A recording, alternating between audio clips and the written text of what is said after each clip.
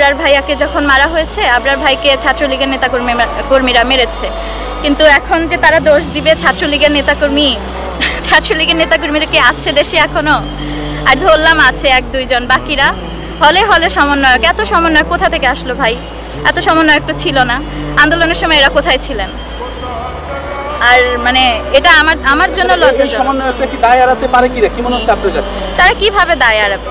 তারা কি আনসার দিবে? যে একজন কালকে আনসার দিল আবেগ কাজ করেছিল তাই জন্য মেরেছি, এটা কেমন আনসার? আপনারা তখন সাংবাদিকরা জিজ্ঞেস করেন নাই এটা কিরকম আনসার? এটা কিরকম কথা?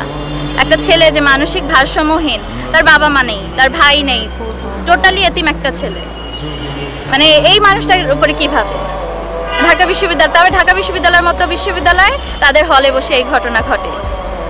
তো এখানে আর কিছু বলার নেই, এখানে আমরা প্রত্যেকে লজ্জিত। অবশ্যই মেন্টালি তারা সিক, কারণ কোনো সুস্থ স্বাভাবিক ছেলে মেয়ে এগুলো করতেই পারে না। আমি একটা সুস্থ স্বাভাবিক মেয়ে, আমি যে বিশ্ববিদ্যালয়ে পড়ি বা আমাদের প্রাইভেট বিশ্ববিদ্যালয়ে আপনারা এখন পর্যন্ত মনে হয় না শুনেছেন এরকম কোনো ঘটনা। আমি শুনিনি, আপনারাও হয়তো শোনেন নাই। বারবার এই যে জাহাঙ্গীরনগরে এক ভাইয়ের মৃত্যু হলো, ঢাকা বিশ্ববিদ্যালয়ে এক ভাইয়ের মৃত্যু হলো। এখন তো ভাই আমরা নিজেরাই দাবি করি যে আমরা স্বাধীনতা অর্জন করেছি। স্বাধীনতা কোথায় ভাই? আসলে কি আমরা স্বাধীন? আমরা কি রক্ষা করতে পেরেছি না পারতেছি? আমরা কিছুই পারতেছি না, কিছুই ঠিক হচ্ছে না। ওই যে একটু আগে একজন বলে গেলেন যে শুধুমাত্র নামগুলো পরিবর্তন হয়েছে, জায়গাটা ঠিকই আছে, দুর্নীতি ঠিকই আছে, অন্যায় ঠিকই আছে, অন্যায় এখনো থামেনি, আরো বাজেভাবে এই জিনিসগুলো প্রকট আকার ধারণ করছে।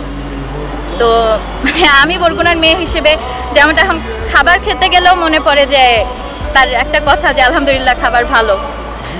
তো এটাই, কিছু বলার নেই ভাই, আমরা খুবই লজ্জিত। আর কিসের আন্দোলন করলাম? কিসের বৈষম্য বিরোধী ছাত্র আন্দোলন?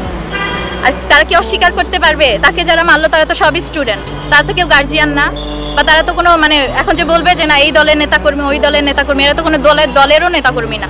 তাহলে তুমি স্টুডেন্ট হয়ে তুমি একটা মানুষকে মেরে ফেললা, এটা কোনো একটা স্টুডেন্টের ধর্মই হইতে পারে না, এটা স্টুডেন্টের ধর্ম না। তাহলে আমি বলবো সে মানসিকভাবে অসুস্থ, যারা করেছে তারা মানসিকভাবে অসুস্থ, তাদের অ্যাকচুয়াল শিক্ষা নেই।